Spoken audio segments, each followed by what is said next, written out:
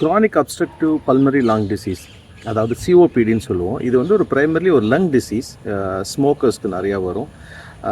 நிறைய socio economic status பூராக இருக்கவங்களுக்கு, பொல்யூஷன் எக்ஸ்போஸ் ஆகிறவங்களுக்கு நிறையா வரும். இதில் பார்த்திங்கன்னா இருமல், சளி வரும். இந்த மாதிரி நிறையா காம்ப்ளிகேஷன்ஸ் இருக்குது. இது பேசிக்கலி லங் டிசீஸ். யூஸ்வலாகவே லங் டிசீஸ்னால் அதை மெஷர் பண்ணுறதுக்கு பல்மரி ஃபங்க்ஷன் பண்ணுவாங்க, லங் வால்யூம்ஸ், லங் கெப்பாசிட்டிஸ், இப்படி நிறைய லங் டெஸ்டிங் பண்ணுவாங்க.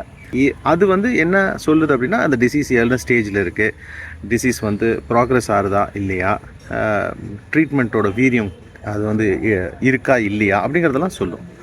பட் இந்த லங் பேராமீட்டர்ஸ்லாம் தாண்டி சம்மந்தமே இல்லாமல் லோயர் லிம்போடைய ஃபங்க்ஷன் கேன் ப்ரிடிக்ட் இந்த டிசீஸ் ப்ராக்ரெஷன். இந்த பல்மரி காம்பனன்ட்ஸ் என்னென்னலாம் ப்ரெடிக்ட் பண்ணுமோ அவ எல்லாத்தையுமே வந்து இந்த லோவர் லிம் ஃபங்க்ஷனும் ப்ரெடிக்ட் பண்ணலாம் அப்படின்னு சொல்லிட்டு நிறைய டாக்குமெண்ட்ஸ் இருக்குது. 2004 கடந்த வருஷம் வரைக்குமே நிறைய ரிசர்ச் டாக்குமெண்டேஷன்ஸ் இருக்குது. ஸோ இருமல், சளி, அந்த மாதிரி அடிக்கடி ஃபீவர் வர்றது, இந்த மாதிரியான ப்ராப்ளம்ஸ் இருக்கும்போது அவங்களுக்கு பாடியில் இன்ஃப்ளமேட்ரி சப்ஸ்டன்ஸ் அதிகமாகுது.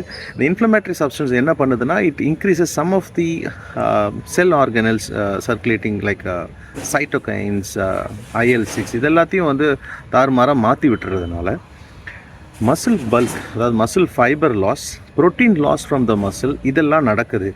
இதில் results in lack of muscle power and muscle diameter and protein இந்த மசில் எப்படி லாஸ் ஆகுதுங்கிறதுக்கான ஒரு ஃபிசியாலஜிக்கல் பேசிஸ் கொடுத்துட்டு அவங்க என்ன சொல்கிறாங்க அப்படின்னா, இந்த மாதிரி பேஷண்ட்ஸில் 3 இம்பார்ட்டண்ட்டான அவுட்கம் மெஷர்ஸ் வந்து டெஸ்ட் பண்ணியிருக்காங்க. ஒன்று வந்து 6 minute வாக் டிஸ்டன்ஸ், ரெண்டாவது வந்து timed up and go test, மூணாவது வந்து muscle power, individual muscle power, பர்டிகுலராக குவாட்ரிசெப்ஸோட muscle power can predict the stages of COPD and it is a independent predictor அப்படின்னு சொல்கிறாங்க.